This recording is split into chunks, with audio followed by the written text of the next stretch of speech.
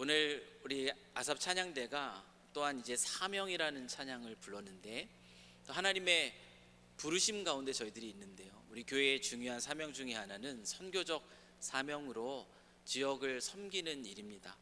이 선교적 사명으로 저희 교회가 감당하는 하나의 중요한 사역이 있다면 그것은 한국어 학교입니다.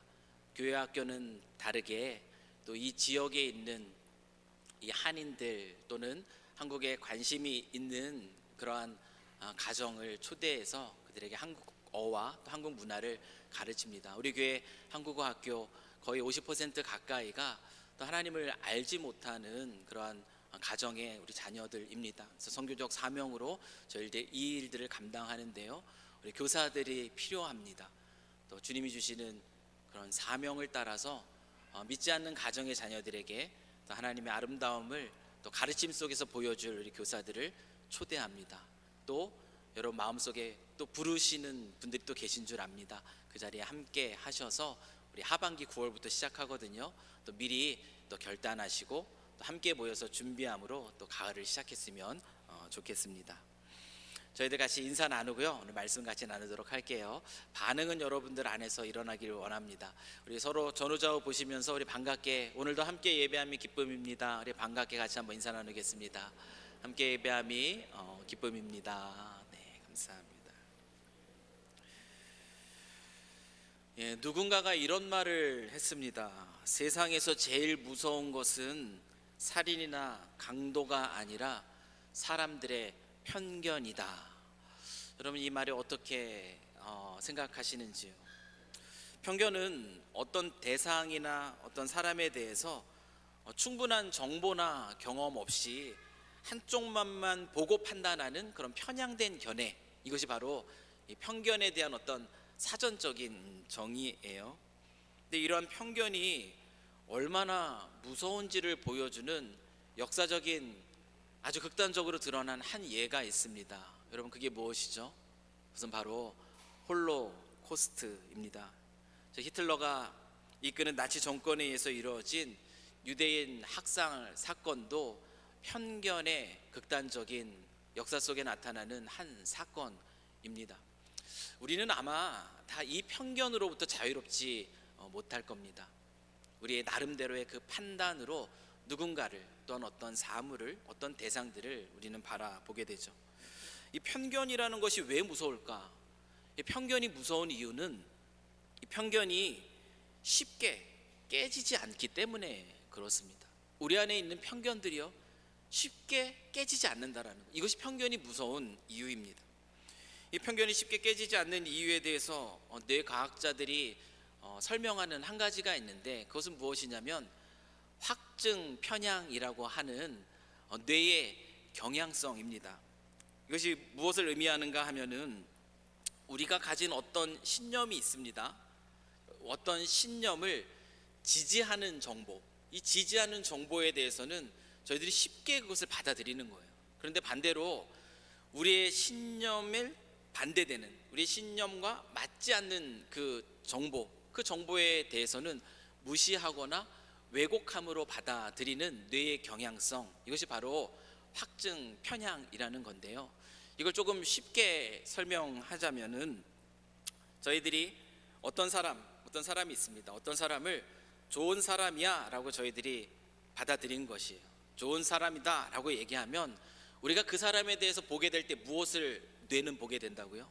뇌는 나의 신념에 맞는 정보들만 보게 되는 거예요.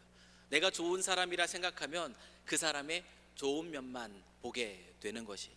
그럼 반대로 나쁜 사람이다 라고 우리가 판단하고 생각한다면 어떻게 되겠습니까? 그 사람의 좋은 면에 대한 정보들이 우리한테 들어온다 할지라도 그것은 들리지 않는 것이에요. 보이지 않는 것입니다. 쉽게 무시가 돼요.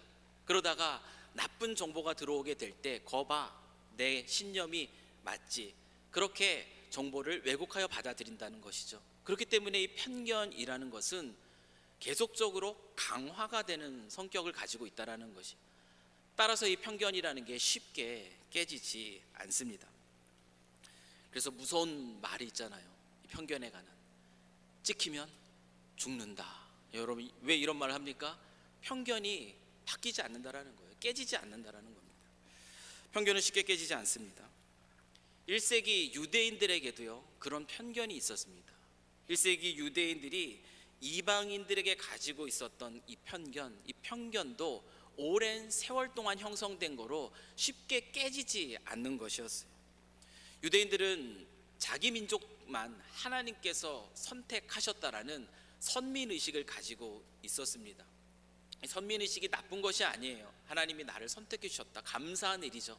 이제 선택받은 자리에서 이제 선택받지 못한 그 민족들을 향해 나아가는 것이 선민의식 가운데 펼쳐져야 될 방향인데, 이 유대인들은 그렇지 않았다라는 거예요. 이 선민의식이 어떻게 다른 민족들에게 드러났는가 하면은 선택받지 못한 민족인 이방인들에 대한 차별과 경멸로 이어졌다라는 것입니다. 그래서 그들은 이방인들을 부정한 존재로 여겼어요. 그들보다 힘이 세든 세지 않든 이방인들은 부정한 존재였고, 그리고 그들을 경멸했고, 그리고 그들과 함께 만나거나 교제하는 것을 굉장히 극도로 심하게 반대해 왔습니다. 이방인들에 대해서 오랫동안 가지고 있었던 유대인들의 이와 같은 편견은 종교적인 신념에서 또한 바탕이 되어 있고, 또한 집단적으로 함께 동의하는 가운데 이루어지는 거기 때문에 이것은 개인적인 편견보다도요, 더 깨지기 어려운 성격의 편견인 것입니다. 그런데 오늘 사도행전 10장의 말씀을 보면은요, 이러한 편견이 놀랍게 깨지게 되는 사건이 발생이 됩니다. 바로 고넬료 사건이에요. 유대인들이 부정하다고 여겼던 이방인 로마 사람이었던 이 고넬료가요, 그리스도 예수에 관한 복음을 듣게 됩니다. 그리고 이 고넬료에게 어떤 일이 일어났는가 하면, 그 복음을 받아들임으로 인하여서 유대인들에게만 허락될 것이라고 생각했던 성령이 이 이방인이었던 이 고넬료에게도 부어지는 그런 놀라운 사건이 벌어집니다. 이것이 바로 사도행전 10장의 사건입니다. 이 사건은요, 유대인 그리스도인들이 복음은 그들 민족 유대인들에게만 허락되는 것이라고 생각했었는데, 그것이 아니라 이 복음이라는 것, 예수 그리스도에 관한 이 복음은 모든 민족에게 필요하고 그들에게 적용되는 것이라는 것을 새롭게 깨닫게 된 사건입니다. 여러분, 이 사건을 계기로 복음은 유대인이라는 경계를 넘어서요, 유대인뿐만 아니라 이제는 이방인에게로 이 복음이 놀랍게 본격적으로 확장이 되기 시작합니다. 이 사건을 계기로 그렇게 되는 것이에요. 이 사건은 하나님이 유대인들이 오랜 시간 가지고 있었던 이 이방인들에 대한 이 편견을 깨뜨리시고, 이 세상 모든 민족을 구원하시길 원하시는 하나님의 그 선하신 뜻을 모두에게, 그 유대인들에게 알려주신 아주 중요한 역사적인 전환이 일어난 사건이라고 할 수가 있습니다. 사도행전 10장의 말씀, 긴 말씀인데 오늘 이 시간에 저희들이 이걸 다 읽은 이유는요, 이 역사적 사건에 대해서 자세하게 기록하고 있는 이 내용들 속에서 우리의 시선을 끄는 주목할 만한 부분이 있기 때문에 그렇습니다. 이 10장의 말씀을 묵상하면서 저의 시선을 끄는 대목이 무엇이냐면, 하나님이 당신의 뜻을 이 세상 속에서 이루어 가실 때 어떤 방법으로 그 일들을 이루어 가시는가라는 이 질문에 대한 대답이 오늘 본문 속에 있다라는 것이에요.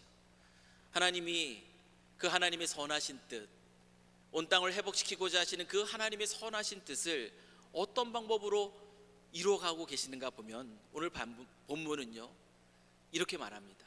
하나님은 기도하는 사람들을 통해서 당신의 뜻을 이 세상 가운데 펼쳐 가신다라는 것이. 지난주에 우리가 고넬료가 어떤 사람인지에 대해서 소개를 해드렸습니다. 고넬료는 어떤 사람이었죠? 고넬료는 하나님을 경외하는 사람이었습니다.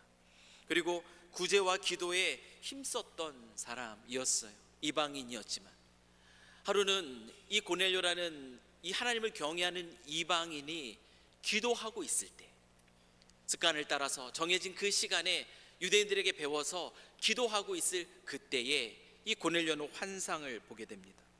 하나님의 천사가 나타나서 그에게 한 말을 전해줘요. 욥바로 사람을 보내라는 것이에요.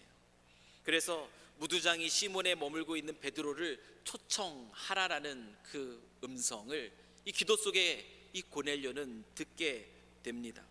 하나님이 이 천사를 통해서 그에게 주신 이 말씀은 그냥 뜬금없이 그에게 던진 말씀이 아닙니다.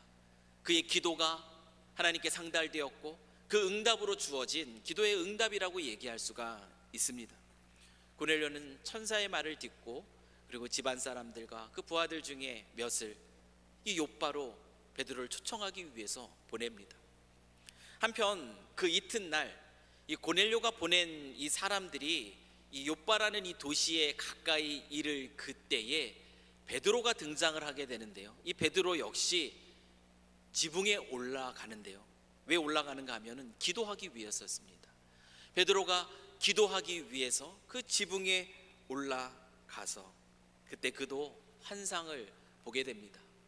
보자기와 같은 그 그릇에 4발 달린 그 짐승들, 기는 것들, 공중에 나는 것들이 가득 담겨져 있는 그 환상을 보게 될 그때에 한 소리가 그에게 들립니다. 베드로야, 일어나서 잡아먹으라 하라는 것이. 이와 같은 일이 3번 반복된 이후에 이 베드로가 도대체 이것이 무슨 뜻일까라고 생각할 때에 고넬료가 보냈던 사람이 이 베드로의 집에 도착을 하게 되고요. 그리고 베드로는 그 사람들, 그 소리가 가르쳐준 대로 자기를 찾아오는 사람을 의심하지 말고 함께 가라는 말씀대로 고넬료 보낸 그 사람들을 따라서 베드로는 가이사라로 올라갑니다. 그리고 베드로는 거기에서 고넬료를 만나게 되고요. 그리고 고넬료와 그의 가족이 베드로가 전한 그 복음에 반응함으로 성령을 받게 되는 아주 놀라운 장면을 베드로는 목격을 하게 됩니다. 오늘 10장의 내용이에요. 여러분, 이 놀라운 일, 모든 민족이 구원받기를 원하시는 이 하나님의 뜻이 놀랍게 이루어진 이 일, 이방인이었던 고넬료와 그의 가족이 성령을 받게 된 이 놀라운 역사적인 사건이 어떻게 시작이 되었는가? 여러분, 그 시작이 어떻게 되었는가? 오늘 성경은 우리에게 분명하게 그 사실을 보여줍니다. 그 시작은 무엇이라고 얘기하냐면 기도라는 것이에요. 하나님의 놀라운 뜻이 이 땅 가운데 펼쳐지는 그 시작은 기도입니다. 기도 중에 고넬료는 베드로를 청하라는 하나님의 인도하심을 받습니다. 기도 중에 베드로는 그 고넬료가 보낸 사람들을 따라가라는 그 하나님의 인도하심을 받게 되는 것이에요. 성경이 기도하고 있었던 이 2 사람을 우리에게 보여주는 데는 아주 중요한 의미가 있다라는 것을 우리가 염두에 두면서 이 말씀을 읽어야 할 필요가 있는 것이에요. 하나님의 뜻이 이루어지는 것의 시작, 그것은 다른 어떤 것이 아니라 바로 기도라는 것을 오늘 본문은 우리에게 보여줍니다. 이 사실은 예수님이 그의 사랑하는 제자들에게 가르쳐 주신 그 기도 속에도 담겨 있는 내용이에요. 여러분, 예수님이 제자들에게 기도를 어떻게 가르쳐 주셨습니까? 그 기도의 내용 중에 하나가 무엇이죠? 뜻이 하늘에서 이루어진 것 같이. 우리 마태복음 6장 10절 말씀이잖아요. 뜻이 하늘에서 이루어진 것 같이 땅에서도 이루어지게 하소서. 예수님은 제자들에게 이 기도를 가르치고 있어요. 하나님의 뜻이 땅에 이루어지기를 원하는 그 기도를 드릴 것을 예수님은 가르쳐 주시고 있는 것처럼 하나님의 뜻이요, 이 땅 가운데 이루어지는 것의 시작, 그 시작은 무엇입니까? 그것은 바로 기도라는 것이에요. 왜냐하면 기도 속에서 우리는 하나님의 뜻을 분별할 수 있게 되고요, 그리고 기도 속에서 하나님의 인도하심을 받을 수 있기 때문에 그렇습니다. 여러분, 베드로가 자신을 찾아왔던 이방인들을 따라갈 수 있었던 것, 여러분, 그것이 어떻게 가능하겠어요? 이방인과 만나지도 말아야 되는 것이 유대의 법인데 이방인들이 찾아와서 뜬금없이 가자고, 따라갈 수 없는 일입니다. 보자기와 같은 그 그릇에 4발 달린 그 짐승들, 온갖 기는 것들, 온갖 공중을 나는 것들, 그것을 보여주면서 하늘에서 들려진 그 소리, 그 소리에 반응하는 과정이 있었기 때문에 베드로는 이 일들을 가능하게 할 수 있었던 것이에요. 여러분, 일어나서 잡아먹으라라는 그 환상 속에서 들려진 그 소리 앞에서 베드로가 어떻게 반응을 하죠? 14절 말씀을 보면 베드로가 이르되 주여 그럴 수 없나이다. 속되고 깨끗하지 아니한 것을 내가 결코 먹지 아니하였나이다. 자신은 지금까지 철저하게 유대 율법에 따른 음식의 규례를 지켜왔습니다. 저는 그럴 수 없습니다라고 베드로는 자신의 뜻을 이야기를 합니다. 그랬더니 이 두 번째 소리가 나타나는 것이에요. 15절 말씀이에요. 또 두 번째 소리가 있으되 하나님께서 깨끗하게 하신 것을 내가 속되다 하지 말라 하더라. 율법으로 내가 그와 같은 것들을 주었지만 이제 하나님이 다시 말씀하시는 거예요. 하나님이 깨끗하게 하신 것, 네가 깨끗하지 않다라고 말할 수 없다라고 하나님이 당신의 뜻을 드러내 보여주십니다. 이 일이 몇 번 일어났다고 합니까? 이 일이 3번 반복이 되었습니다. 여러분, 기도 속에서 베드로는 무엇을 한 거죠? 씨름한 것이에요. 어떤 씨름이요? 자기의 뜻과 하나님의 뜻 사이에서 그 씨름이 이어진 겁니다. 3번에 걸쳐서. 이것이 얼마나 짧은 텀으로, 긴 텀으로 일어나는지는 알지는 못해요. 그러나 이 자신의 뜻과 하나님의 뜻과의 그 충돌 속에서의 이 씨름이 베드로에게 있었다라는 것이에요. 여러분, 나의 생각, 나의 뜻과 이 하나님의 생각, 하나님의 뜻이 만나서 충돌이 이루어지는 이 기도, 여러분, 이 기도가 없이는 우리는 하나님의 인도하심을 따라 살아갈 수가 없습니다. 기도 없는 삶, 여러분, 우리가 아무리 깊이 고민하고 생각하고 한다 할지라도요, 기도 없는 삶의 결국의 선택은 무엇이 되냐면 자기 중심적인 생각일 수밖에 없어요. 내가 원하는 거, 내가 바라는 거, 내가 뜻하는 것이 이루어지는 선택을 할 수밖에 없습니다. 하나님의 뜻이 아닌 내 뜻을 선택하고 마는 것이에요. 그러나 반대로요, 하나님의 뜻과 내 뜻이 충돌되는 이 기도 안에서의 이 씨름이 깊어지면 우리의 선택은 달라지는 것이에요. 내 생각과 내 뜻 가운데 기도 없이 그것들을 결정하려고 할 때는 우리는 하나님께 이렇게 말할 거예요. 하나님, 양보하세요. 저한테 양보하시라고. 제 뜻이 이루어지기 원합니다. 그런 선택을 할 겁니다.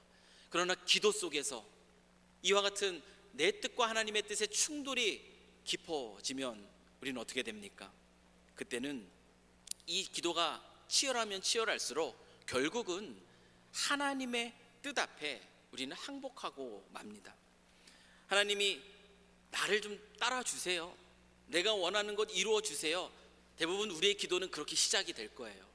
그런데 기도가 깊어지면 그 치열한 하나님의 뜻과의 그 충돌이 기도 속에서 깊어지면 우리의 생각과 우리의 뜻은 하나님의 뜻 앞에서 조금씩 희미해져 갑니다. 기도하지 않을 때는 나는 죽어도 못해, 난 그렇게는 안 해, 이것이 살아있는 우리의 뜻일 겁니다. 그런데 기도 속에서 그 하나님과 뜻과의 충돌이 이루어지게 되면 이런 마음은 점점 녹아져요. 그래서 결국은 어떤 고백까지 이르게 되냐면 꼭 제가 그렇게 하길 원합니까? 이제 무너진 거예요. 나의 생각이 무너진 겁니다. 순종하기는 그렇지만 이게 하나님의 뜻이라는 것을 아는 데까지 나아가는 거예요. 꼭 제가 그렇게 해야만 합니까? 이와 같은 반응으로 바뀌어지게 된다라는 거죠. 그래서 솔직히 어때요? 우리는 기도하기 싫을 때 있습니까? 없습니까? 있어요. 왜요? 기도하면 하나님 뜻에 순종하라고 나를 이끌 것이 뻔하기 때문에 여기서 기도를 멈추고 싶을 때도 있다라는 거예요. 내 생각, 내 뜻대로 하고 싶은 그 마음속에 이제 안 들을래요. 그래서 기도를 두려워 기도가 멈춰지는 경우도 있습니다. 깊은 기도는 우리로 하나님이 내 뜻이 아니라 내가 하나님의 뜻을 따르게 하는 은혜의 통로입니다. 하나님의 뜻이 이루어지는 것의 시작, 그래서 그것은 바로 기도입니다. 기도 속에서 우리의 편견이, 우리의 고집이, 우리의 생각이 녹아지고 그 안에서 하나님의 뜻을 조금씩 분별해 가게 되는 것이에요. 그런데 그것이 끝은 아닙니다. 하나님의 뜻이 이루어지는 것의 시작이 기도라면 이 하나님의 뜻이 이루어지는 것의 완성은 무엇이냐면 순종입니다. 그럼 고넬료가 베드로를 청하라는 음성에 기도 속에서 발견한 그 음성이에요. 오늘날에는 우리가 기도 속에서 생각나게 하시는 하나님의 말씀, 성령의 음성, 그것이 하나님의 인도하심일 겁니다. 이 고넬료가 이 하나님의 음성, 그것에 반응하지 않았다면, 베드로가 너를 찾아오는 사람을 의심하지 말고 함께 가라라는 그 소리에 반응하지 않았다면 이 사도행전 10장의 사건은 아마 일어나지 않았을 것이고요, 아니 일어났더라도 그 인물은 베드로가 아닐 것이고 고넬료가 아닐 것이에요. 다른 사람들을 통하여서 하나님은 그 일들을 이루어 가셨을 겁니다. 그러나 이 고넬료도 베드로도요, 기도 속에서 그들이 깨닫게 된 그 하나님의 소리, 그 말씀 앞에 순종으로 반응하고, 이 고넬료의 순종과 이 베드로의 순종이 그 만나는 그 자리에서 하나님의 놀라운 역사가 일어나게 된 것이에요. 44절 45절 말씀입니다. 베드로가 이 말을 할 때에 그리스도 예수의 복음을 선포한 거죠.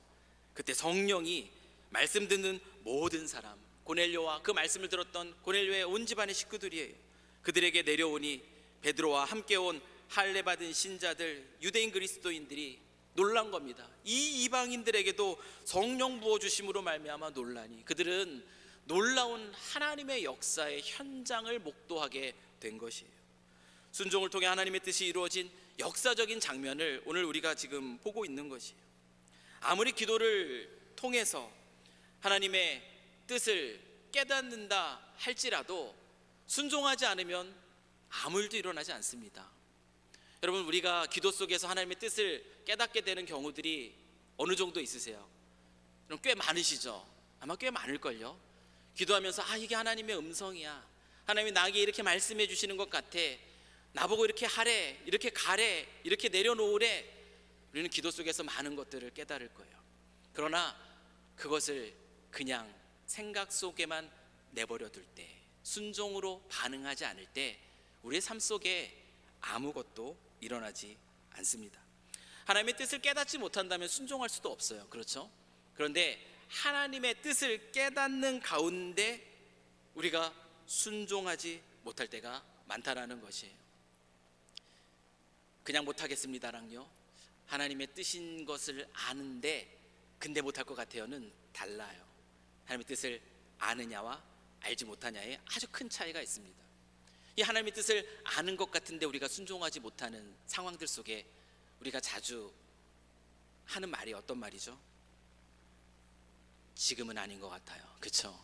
하나님의 뜻인 것은 알겠는데 지금은 아닌 것 같습니다. 또 어떤 말 합니까? 하나님이 나에게 그렇게 말씀하시는 것 같은데 형편이 좀 더 나아지면, 좀 더 괜찮아지면요, 하나님이 나에게 결국 그렇게 말씀하실 줄 알았어요. 하지만 확신이 들지 않아요. 내 마음속에 좀 더 확신이 들면은요, 우리는 이렇게 이러한 말들과 함께 하나님이 주신 감동, 하나님이 우리에게 들려주신 그 깨달음 속에서 망설이거나 그리고 그것을 미루고 있을 때가 있습니다. 여러분, 이럴 때 우리의 삶은 어떤 삶이 되죠? 아무것도 경험하지 못하는, 아무런 역사도 일어나지 못하는 그런 삶을 살곤 합니다. 여러분, 베드로도 한번 보세요. 베드로도 보십시오. 잡아먹으라, 환상 속에서의 그 소리, 그리고 그 소리 앞에서 그럴 수 없습니다, 그 자신의 뜻을 이야기해요. 그러자 하나님은 다시 말씀하시죠. 내가 깨끗하게 했다. 이와 같은 과정이 3번 반복된 이후에, 여러분 3번 말하면 어떻게 됩니까? 확고하던 심령도 흔들리잖아요. 3번 말리면 맞아 글쎄, 이렇게 변하는 거잖아요. 3번이라는 이 과정이 있으면서 베드로의 반응은 어때요? 베드로의 반응도 당황스러움이에요. 자신의 뜻을 분명하게 얘기했는데 3번 이렇게 하나님과의 뜻과의 그 씨름이 있은 이후에 하나님이 나에게 뭔가 말씀하시는 건가? 이게 도대체 무엇을 얘기하는 걸까? 속으로 생각하기 시작합니다. 아직 확신은 없습니다. 그런데 하나님이 뭔가 나에게 말씀하시고 갔다라는 것에 대한 그런 깨달음은 있는 것이에요. 그런데 베드로는 어떻습니까? 이 불확실성 속에서, 이 의심 속에서 베드로는 순종하고 맙니다. 그렇게 고넬료를 만났고 고넬료의 이야기를 듣고 나니까 하나님이 왜 그 말씀을 하셨는지를 더 명확하게 깨닫게 되는 거예요. 그러면서 하나님의 뜻임을 확신하게 됩니다. 34절 35절의 말씀이에요. 베드로가 입을 열어 말하되 내가 참으로 하나님은 사람의 외모를 보지 아니하시고 각 나라 중 하나님을 경외하며 의를 행하는 사람은 다 받으시는 줄 깨달았도다.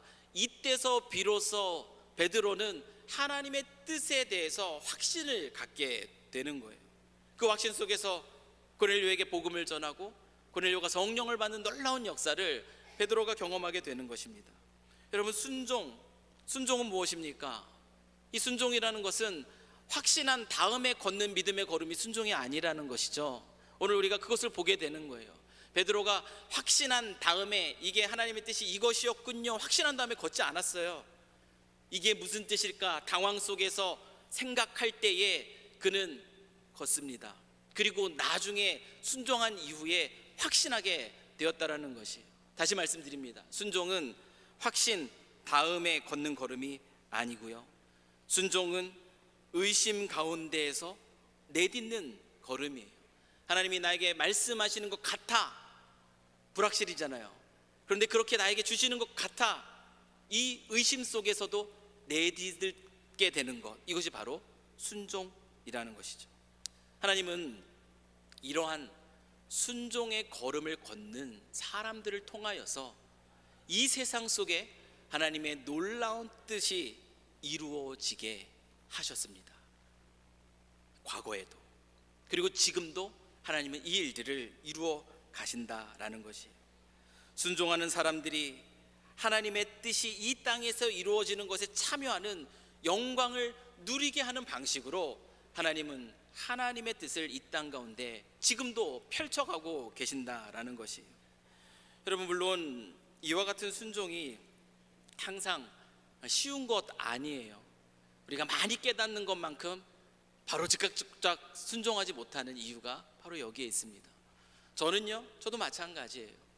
깨닫게 하시는 것에 즉각 순종하는 일도 있지만 깨닫게 하신 것 가지고 아직도 망설이고 아직도 미루어 두고 순종하지 못하는 부분이 저에게도 있습니다.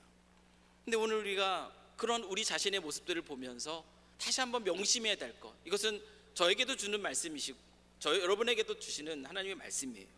순종 없이 하나님의 역사를 경험할 수 없다라는 겁니다. 순종 없이 하나님이 하시는 일에 참여하는 영광을 누릴 수가 없다라는 것이에요.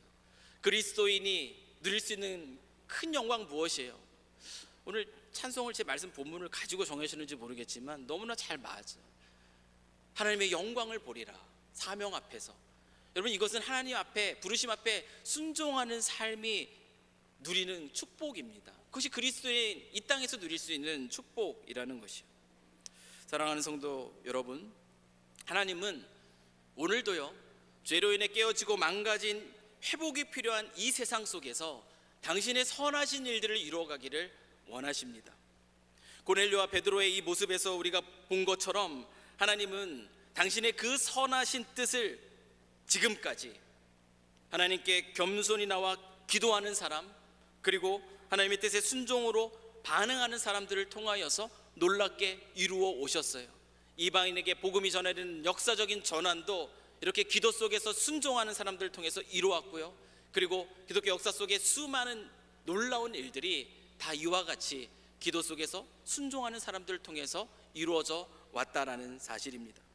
하나님은 하나님의 뜻이 이루어지는 그 영광스러운 일, 그리스도인이 이 땅을 살아갈 수 있는 그 영광스러운 삶으로 저와 여러분을 초대하고 계십니다.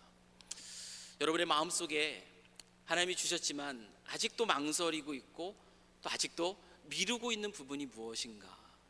오늘 말씀에 비추어서 한번 여러분의 내면을 기도 속에서 살펴보시길 원해요.